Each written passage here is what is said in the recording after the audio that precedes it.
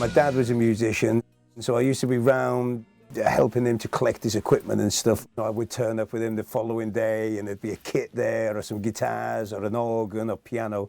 And I would just, tinker about a little bit. And then what happened was I got home and I was watching the Old Grey Whistle Test. The Damned were on it, and they were a band that I'd just recently got hold of, their latest record and stuff like that. So they were a new find for me. What struck me was the band didn't even get through the 2 songs they were playing. They were smashing their equipment up before they'd finished the second song. And all of it made a big impression on me. It was that moment, I just remember at that moment being like, that's it, I'm going to be a drummer. The transition is very long. For instance, like the first time I played a gig out of North Wales, where I'm from, felt like that moment, playing, I can remember it was playing at a club called Oddies in Oldham, and we were supporting a punk band called the Verucas with our own punk band. That felt like one of those moments. I then, managed to join a band called English Dogs and play round the country with them. That felt like it, and then I joined a band called Sacrilege. About 12 months later, we had a good label. We were on the same label as Metallica. That was another moment. Playing Coachella Festival in California with Morrissey. That was all those things, but it was amplified.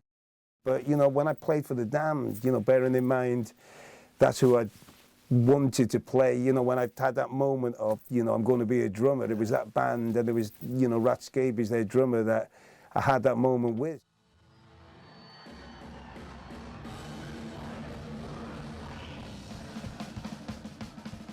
When we were talking about the documentary, I'd given a bit of footage of a tour that I did with Steve Ignorant, the singer and frontman of Crass. We went round the world performing Crass songs. The setup of it was that we would go anywhere but just play once. We would do a tour, and that tour was not going to come about again, or we weren't going to find ourselves back in 6 months' time. It was just going to happen the once. The Last Supper. This one, They Always Are Living. It was the first song Crass, as in Steve Ignorant and drummer Penny Rimbaud, wrote together. Originally it was just drums and vocals. It was interesting playing tour, but that drumming, because Penny Rimbaud had a very sort of certain style, it wasn't what I'd call typical, it certainly wasn't typical rock drumming, and it wasn't even typical punk drumming. It was more related to kind of a cross between sort of Boys Brigade snare drumming and jazz stroke rockabilly drumming. I've played reggae drumming for years now. When I was back in North Wales, I found some guys that were older than me, but we used to get great gigs in Bangor University because we're the only band playing reggae. Great bands were coming through like Misty and Roots and Black Roots and Bloodfire Posse. It was great because they were big gigs, they were, big for what I was used to. They were big university halls as opposed to small pokey clubs.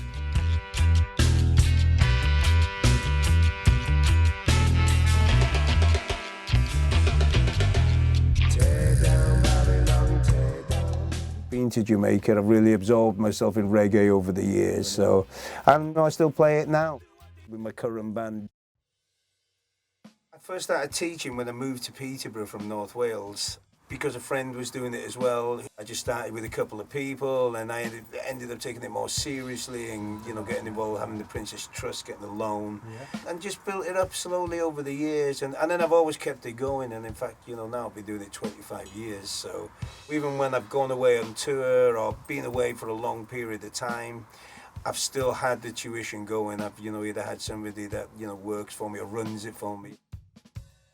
It's always, gratifying and very satisfying when somebody takes it seriously enough to say want to continue as a career. Okay. Some have gone different ways over the years, like now it's much more commonplace to go to the musical institutes that are based around the country, like Brighton Institute, of course, Bristol. I think, if somebody had offered me, the chance to do something like that without any sort of real constraints of sort of finances or something like that, I would have loved to have done it. I mean, I would have loved it if, like in my school, I, enjoyed the music lessons. Unfortunately, I didn't.